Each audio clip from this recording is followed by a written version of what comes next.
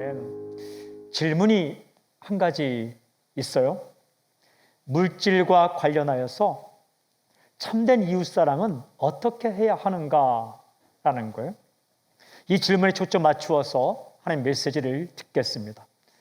먼저 우리가 읽은 레위기 19장에 읽진 않았지만 2절에 보면 이런 말씀이 있어요. 너는 이스라엘 자손을 온 회중에게 말하여 이르라. 너희는 거룩하라. 이는 나 여호와 너희 하나님이 거룩함이니라. 하나님께서 자기 백성들을 향해서 원하시는 기대와 바람을 한 가지를 말씀하세요. 거룩하라. 거룩하다는 것은 구별되다라는 겁니다. 세상에 여러 사람이 섞여 살지만 하나님의 사람들은 뭔가 다르게 구별되어 살아야 한다. 도대체 무엇으로 구별될까? 어떤 모습으로 구별될까? 쭉 읽어가다가 18절에 보면 이 말씀이 있습니다. 원수를 갚지 말며 동포를 원망하지 말며 내 이웃 사랑하기를 네 자신과 같이 하라 사랑하라 나는 여호와이니라. 오늘 읽은 본문의 마지막 부분 18절인데 내 이웃 사랑하기를 네 자신과 같이 사랑하라. 그러니까 이웃 사랑, 내 몸처럼 이웃 사랑, 이것으로 구별된다는 거예요. 세상에 많은 사람이 있지만 하나님의 사람은 가까이 있는 사람들을 내 자신을 사랑하는 것처럼 사랑한다. 이 이웃 사랑이 하나님의 백성을 구별된 사람으로, 뭔가 다른 사람으로 세상에서 만든다는 거죠.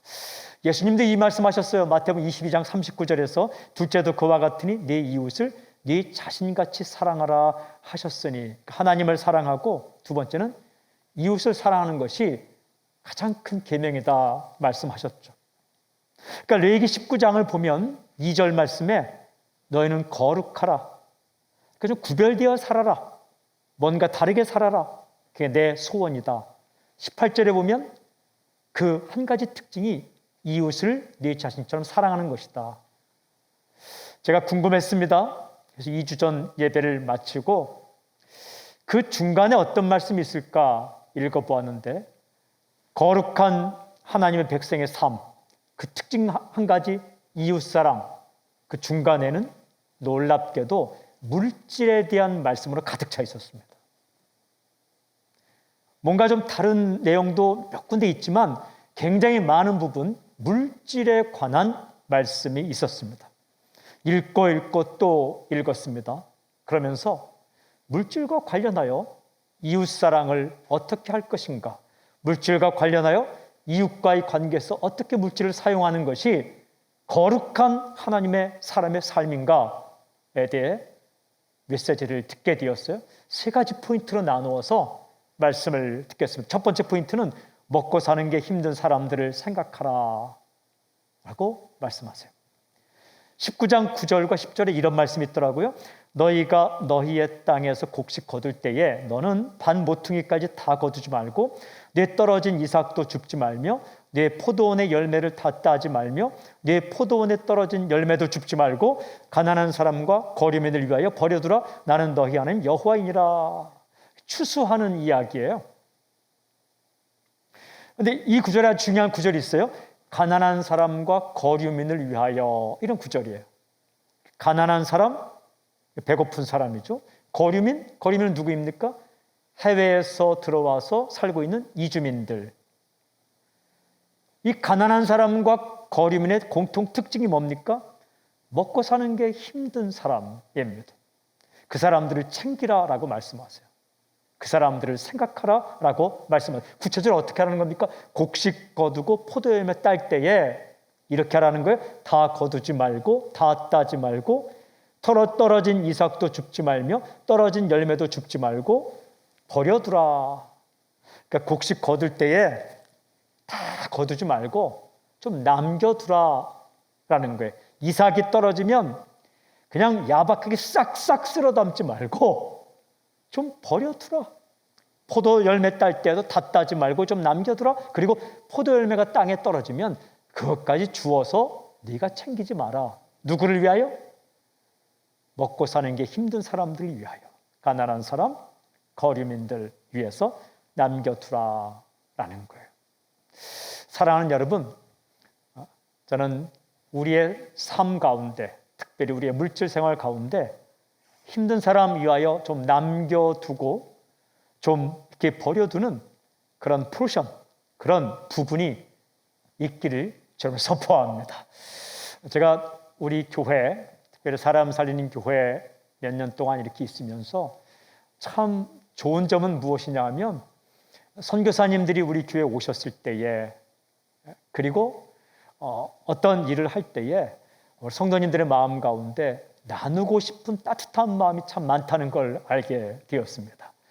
선교사님들이 오시면 꼭 저희는 인사말도 하고 또 교회에서도 작지만 이렇게 마음으로 챙기고 물질로 챙기는데, 그 외에 성도님들께서 그들의 자녀들 그리고 그 가족들 이렇게 전심으로 챙기는 모습 보면서 참 좋다라는 마음이 늘 있습니다. 그리고 순별로, 공동체별로 또 몇 분 이렇게 뜻이 맞는 사람끼리 모여서 연말이 되고 연초가 되고 또 여름이 되면 어떻게든 그 힘들게 살아가는 사람들, 또 사랑받아야 될 사람들을 위해서 뭔가를 하는 모습 보면서 참 좋다, 이게 하나님의 백성의 거룩이다라는 생각을 많이 하게 됩니다. 그렇게 살라는 거예요. 이 하나님의 백성이 살아가는 그 모습을 강력하게 말씀하는 책이 신명기예요. 신명기는 신신당부한 말씀이죠. 신명기 15장 11절에 보면 이 말씀이 있어요.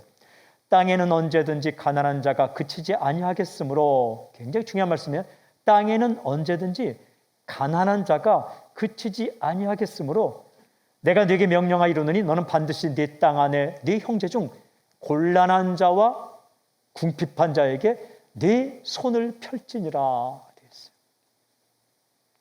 세상에 물질은 한정돼 있잖아요. 이 사람이 많이 가지면 저 사람은 적게 가질 수밖에 없어요. 그러니까 가난한 자가 항상 있다는 거예요. 사람이 모여 사는 데는 항상 빈곤한 자가 있어요. 어떻게 할 것인가? 손을 좀 펴라 라고 말씀하세요. 손을 움켜쥐지 말고 손을 펴라. 움켜쥐고만 있으면 새로운 것을 받을 수가 없어요. 좀 움켜쥐었던 것을 펴야 편 손으로 또 새로운 것을 받고, 또 펴면 또 받고, 그게 하나님의 백성의 삶이라는 거죠. 이 지혜가 기록된 성경이 잠언인데 잠언 11장 24절인데 이렇게 말씀하세요. 흩어 구제하여도 더욱 부하게 되는 일이 있나니, 그런 일이 있대요. 흩어 구제하는데 그 사람이 더 부하게 되는 일이 있답니다. 그러나 과도히 아껴도 가난하게 될 뿐이라, 굉장히 아끼는데 가난하게 되는 경우도 있답니다. 어떤 인생을 살고 싶으세요? 지혜로운 선택을 할 수 있길 바랍니다. 왜 이런 일이 있느냐? 사람끼리만 사는 게 아니라 하나님도 함께 계시기 때문에 그런 거예요. 사람끼리만 살면 어떻습니까? 아끼는 사람이 늘 부하고 나누는 사람은 가난해야 맞는 거예요. 그런데 사람끼리만 사는 게 아니라 하나님께서 계시기 때문에 흩어 구제하는 사람에게도 주고 과도히 아끼는 사람에게 주지 않을 수 있다는 거예요. 예수님께서 그 말씀하셨어요. 누가복음 6장 38절, 주라 그리하면 너에게 줄 것이니 곧 후히 되어 누르고 흔들어 넘치도록 하여 너희에게 안겨주리라. 예수님의 말씀은 아주 심플해요. 이 말씀입니다. 너희가 주라. 그러면 내가 너에게 주겠다. 내가 좀 남에게 주라. 그러면 나도 너에게 주겠다. 이런 말씀입니다. 성경을 읽어보면 마태복음, 마가복음, 누가복음, 요한복음에는 기록되지 않았는데 제자들이 그 예수님의 말씀을 이렇게 기억해서 전해 내려오는 주님의 말씀이 하나 있어요. 사도 바울이 나중에 예수님 믿고 제자들에게서 들었겠죠. 사도 바울이 1차 전도여행, 2차 전도여행, 3차 전도여행을 다 마치고 예루살렘으로 올라갑니다. 예루살렘 올라갈 때에 선지자가 당신 예루살렘에 가면 결박되어 고난을 당할 것이다 이렇게 말합니다. 그래도 바울은 예루살렘으로 올라가죠. 내가 받은 사명, 복음을 증거하는 일에는 내가 아끼지 않겠노라 하고 올라갑니다. 근데 그 올라가면서 어떤 일을 하느냐? 자신이 개척을 하여 목회했던 교회, 에베소 교회 3년이나 목회했거든요. 바울이 가장 오랫동안 목회한 곳이 에베소 교회입니다. 그곳의 장로들을 초청을 합니다. 어디에서? 밀레도라는 곳에서 초청을 해요. 그리고 그 밀레도에서 3년 동안 목회했던 곳의 장로님과 사도 바울이 이별을 하는 거예요. 이별할 때 목을 끌어안고 서로 눈물 흘리며 기도합니다. 그리고 사도 바울은 그 에베소 교회 장로들에게 권면을 해요. 내가 목회했던 그곳인데 이것만은 꼭 지켜주세요 라고 권면을 하는데, 말씀 붙들고 기도하십시오 이런 얘기도 하지만 굉장히 중요한 얘기를 하는데, 그게 예수님께서 말씀하신 그 말씀을 전해줍니다. 그게 사도행전 20장 35절에 있어요. 이렇게 읽고 있어요.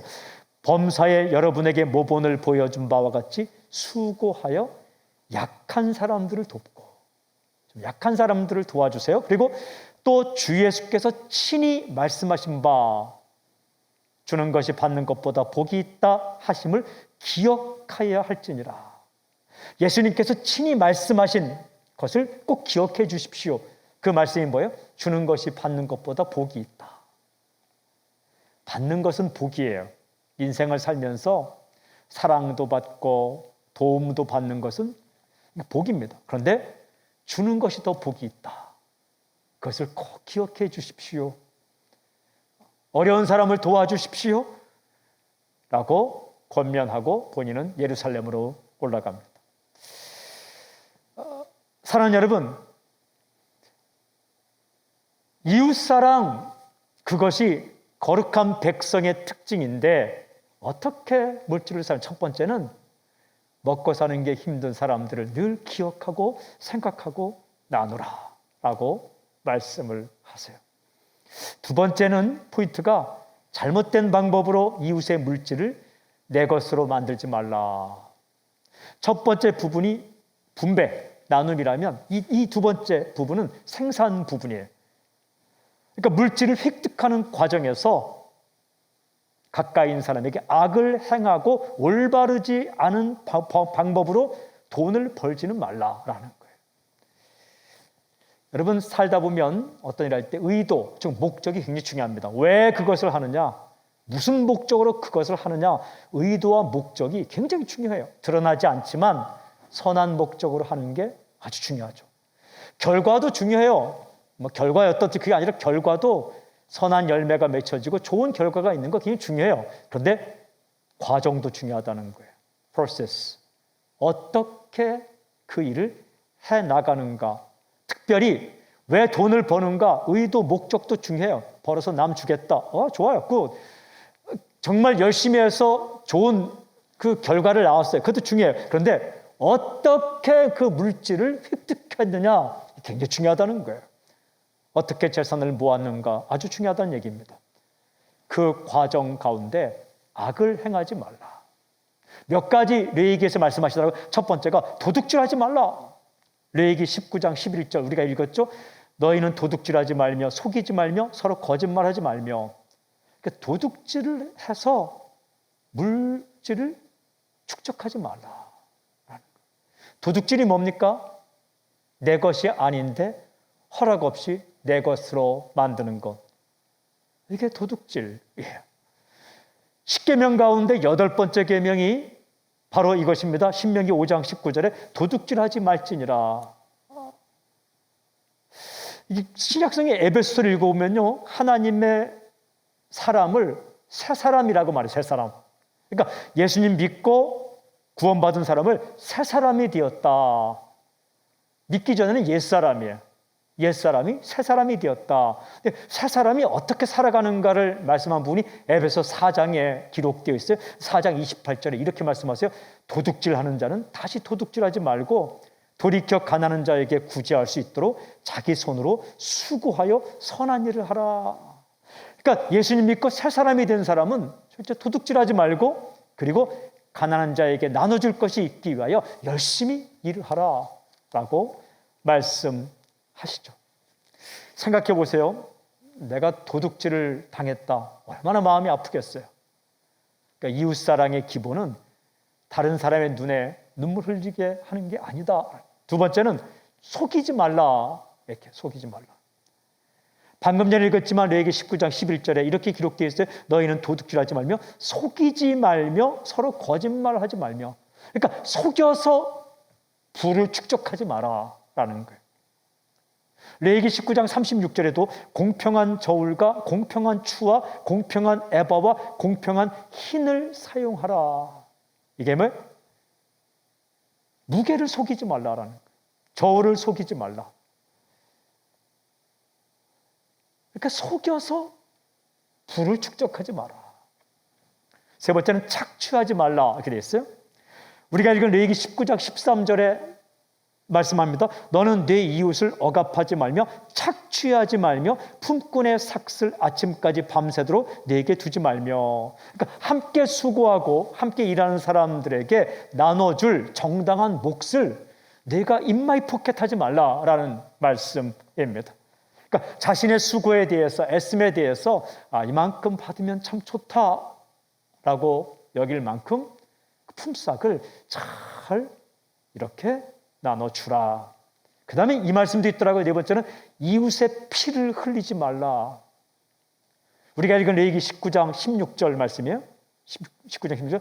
너는 네 백성 중에 돌아다니며 사람을 비방하지 말며 네 이웃의 피를 흘려 이익을 도모하지 말라. 나는 여호와이니라. 그러니까 두루 돌아다니면서 그 사람에 대해서 잘못된 정보를 흘리고 그 사람을 쓰러뜨리고 그리고 재산을 축적하지 말라. 이거 다 옛날에 쓰던 방법인가 봐요. 도둑질하고 속이고 사기치고 착취하고 그리고 이웃의 피를 흘려가면서 눈물 흘리게 하면서까지 이웃의 재산을 내 재산으로 만드는 거 예전에 있었는가 봐요. 그죠? 그런데 하나님의 백성, 거룩한 백성, 이웃사랑하도록 부름받은 사람들은 이런 거 해서는 안 된다라는 거예요. 그럼 사랑이 무엇이냐? 사랑의 핵심이 뭐냐? 말할 때 뭐 잘해주고 이런 것도 있지만 그 기본이 뭐냐 하면 이렇게 말씀하죠. 로마서 13장 10절에 사랑은 이웃에게 악을 행하지 아니하나니 그러므로 사랑은 율법의 완성이니라. 이것만 안 해도 된다는 거예요. 이웃에게 악을 행하지 않는다.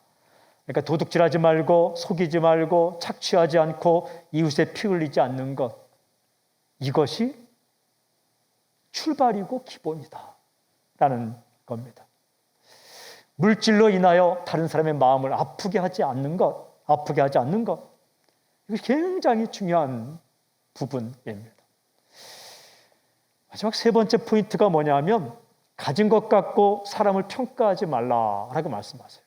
가진 것 갖고 사람을 평가하지 말라. 읽은 19장 15절에 이렇게 기록되어 있어요. 너희는 재판할 때에 불의를 행하지 말며 가난한 자의 편을 들지 말며 세력 있는 자라고 두둔하지 말고 공의로 사람을 재판할지며. 아주 중요한 말씀이에요. 가난하다고 무시하지 말고 부자라고 편을 들지 말라. 공평하게 대하라. 그러니까 그 사람으로 대하라라는 거죠. 살다 보면 두 부류의 사람을 만나게 돼요. 가난한 사람, 부한 사람, 세력 없는 사람, 세력 있는 사람. 근데 가진 게 많은 사람, 가진 게 없는 사람, 그 가진 것 갖고 사람을 편견을 가지고 대하지 말라라는 거예요. 이게 굉장히 중요한데도 하기 힘든 거잖아요. 특별히 신약 성경에서 야고보서가 있습니다. 여러분, 야고보서는 굉장히 중요한 성경책입니다. 그러니까 진짜 믿음은 진짜 삶으로 나타난다. 삶으로 나타나지 않는 믿음은 가만히 보면 가짜 믿음이다. 죽은 믿음이다. 이런 내용이에요. 그러니까 살아있는 믿음은 살아있는 행동으로 나타나게 되어 있다라는 거예요. 야고보서 읽어보면 굉장히 재미있는 표현들이 많이 나와요. 말씀을 읽고 그냥 감동만 받고 실행하지 않는 사람은 거울을 보고 얼굴에 무엇이 묻어있는가 깨닫고 그냥 거울 보자마자 뒤돌아서서 닦지도 않고 살아가는 사람이다. 뭐 이런 표현이 나와요. 처음 듣는 것처럼 듣고 있지만 어쨌든 그게 일정이 있어요. 그리고 이제 2장에 굉장히 중요한 말씀이 나와요. 2장에 보면 1절부터 8절까지에 가진 것 갖고 사람을 편견을 가지고 대하지 말라라는 말씀이 나와요. 먼저 2장 1절부터 4절은 이렇게 기록되어 있어요. 내 형제들아, 영광의 주 곧 우리 주 예수 그리스도에 대한 믿음을 너희가 가졌으니, 그러니까 예수님에 대한 믿음을 너희가 가졌으니, 믿었으니 사람을 차별하여 대하지 말라. 만일 너희 회당에 금가락지를 끼고 아름다운 옷을 입은 사람이 들어오고 또 남루한 옷을 입은 가난한 사람이 들어올 때에 너희가 아름다운 옷을 입은 자를 눈여겨보고 말하되 여기 좋은 자리에 앉으소서 하고, 또 가난한 자에게 말하되 너는 거기 서 있든지 내 발등상 아래 앉으라 하면 너희끼리 서로 차별하며 악한 생각으로 판단하는 자가 되는 것이 아니냐.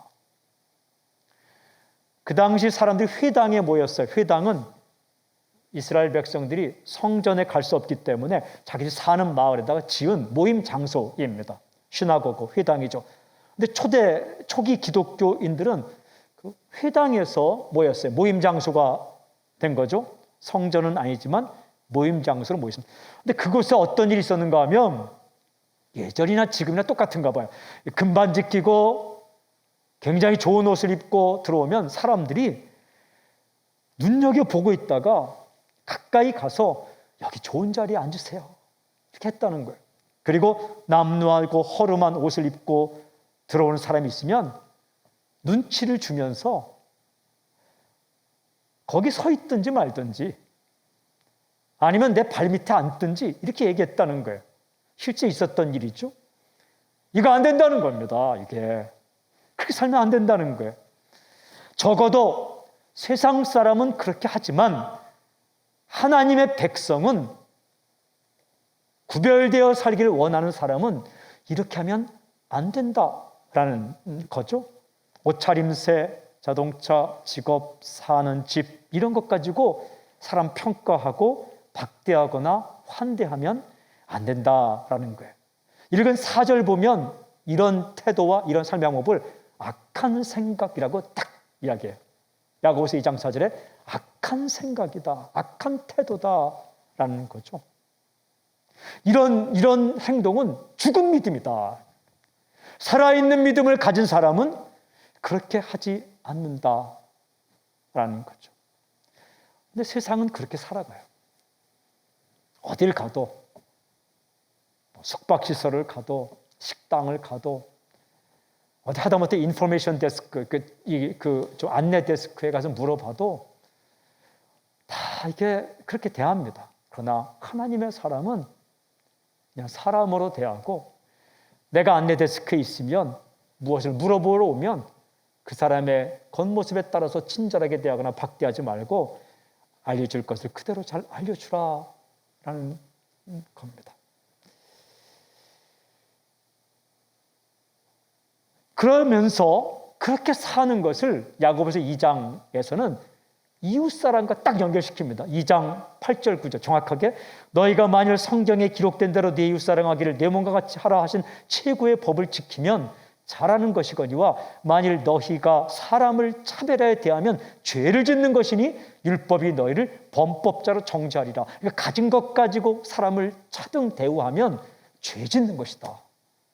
이렇게 말씀하십니다.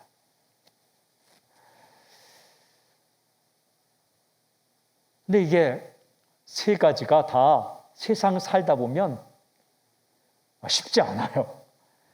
내가 가지고 있는 부분들 일정한 포션, 일정한 부분을 누군가를 위해 나누는 것, 그것도 쉽지 않고, 두 번째, 물질을 획득하는 과정 가운데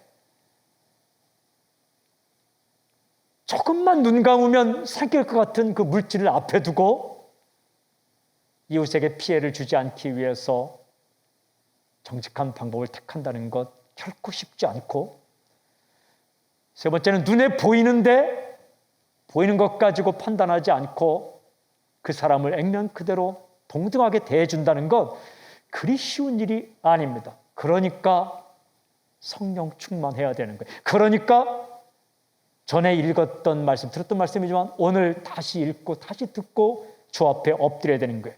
그러니까 우리가 다시 한번 주님 앞에 엎드려서 하나님께서 원하시는 하나님의 백성의 거룩한 삶이 무엇인지를 끊임없이 주 앞에 묻고 엎드려 살아야 되는 거예요.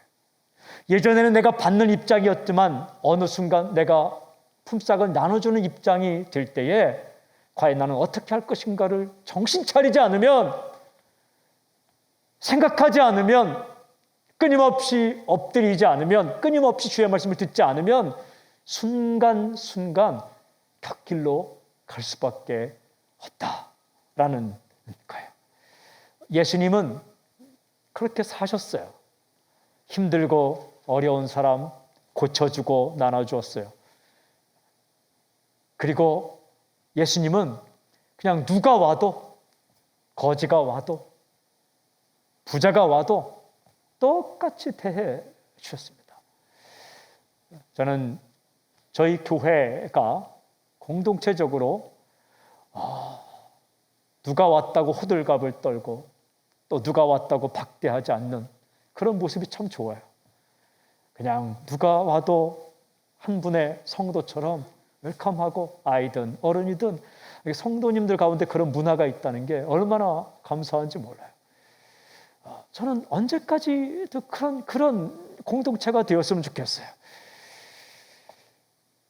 주님이 우리를 그렇게 대해주신 것처럼, 주님이 제자들, 사람들을 대해준 것처럼 우리 이 땅 가운데 구별된 백성으로 연말을 맞이하며 또한 이곳 살면서 많든 적든 우리에게 허락된 일정량의 물질 가운데 일부분을 나눌 수 있는 삶이 되기를, 그리고 많이 버는 것도 굉장히 중요하지만 내가 물질을 획득하는 과정 가운데 선한 방법으로 재산을 축적하는 것, 그런 소망을 가지고, 그리고 내가 사람을 대할 때에 하나님 실수하지 않도록 가진 것 갖고 사람을 판단해서 다른 것들을 보지 못하는, 그 소중함을 보지 못하는 우리를 범치않게 해주십시오 라고 엎드리며 살 수만 있다면 하나님께서 기뻐하시겠다라는 깊은 생각을 하게 되었습니다. 사랑하는 여러분,